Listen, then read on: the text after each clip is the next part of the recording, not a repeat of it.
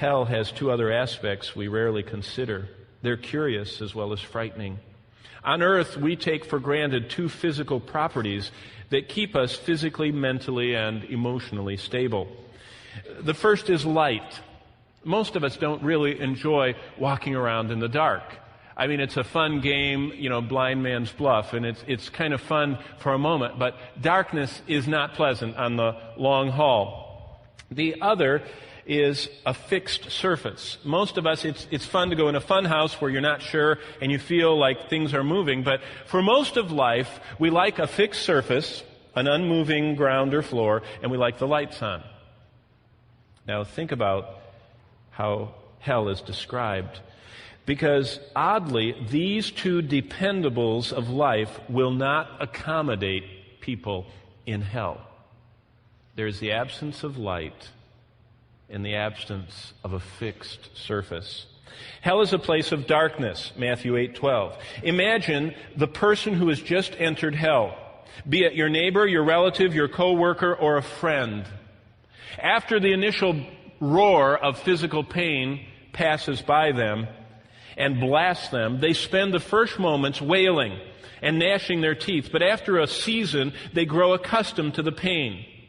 Not because it's more tolerable, but their capacity for experiencing it has enlarged, and now they comprehend it.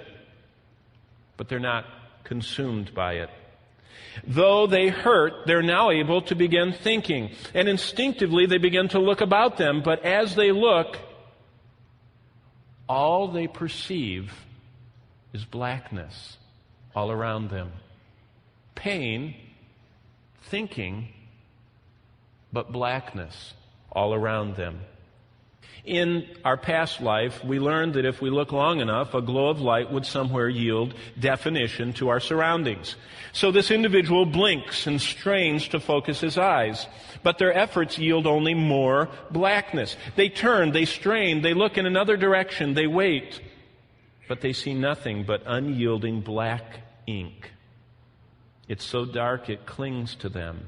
It smothers them. It oppresses them. Realizing that the darkness is not going to give way, they nervously begin to feel around for something solid to get their bearing. They reach out for a wall, for a rock, for a tree, for a chair. They stretch their leg to feel the ground, and yet they touch nothing. The Bible says that hell is a bottomless pit. Revelation 20 tells us. However, the new occupant is slow to learn. In growing panic, they kick their feet, they wave their arms, they stretch, they lunge, but they find nothing. After more feverish tries, they pause from exhaustion. There they are, suspended in black, suddenly, screaming, kicking, twisting, lunging, again until they're too exhausted to move. Hanging there, alone, with pain, unable to touch a solid object or see a solitary thing, our friend begins to weep. They sob, they choke through the darkness, they become weak, and then those sobs are lost in just the roar around them of hell. As time passes, they begin to do what the rich man did. They again start to think. Their first thoughts are of hope. You see, this person still thinks as he did on earth when he kept himself alive with hope. When things got bad, he always found hope for a way out. When he felt pain, he took medicine. When we were hungry, we found food. When we lost love, there was more love to be found somewhere, somehow. That's how life on earth always is. So, he casts about in his mind for a plan to apply to the hope building in his chest. Of course, now he thinks of Jesus, the God of love. That's right. I remember now. Jesus can get me out of this. I heard about him somewhere, sometime. He cries with a surge, Jesus, Jesus, you were right after all. Now, please get me out of this. You were right. His words go off into the darkness.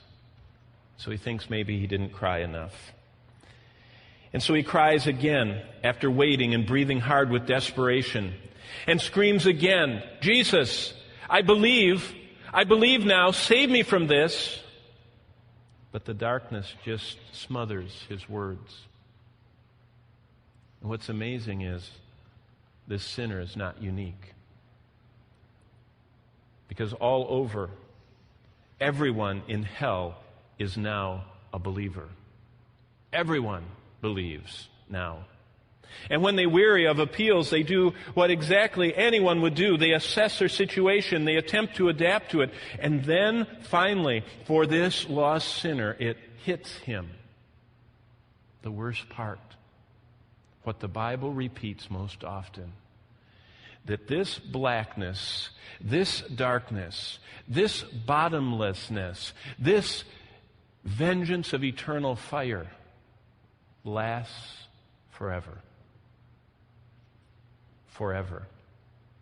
If you believe that God exists forever, if you believe that Jesus died to give everlasting life, then the very same terminology of forever, of God and of endless life for believers, is the exact same term Jesus uses every time he talks about hell. And so our friend, as he thinks of forever, his mind begins to labor in the blackness until he aches.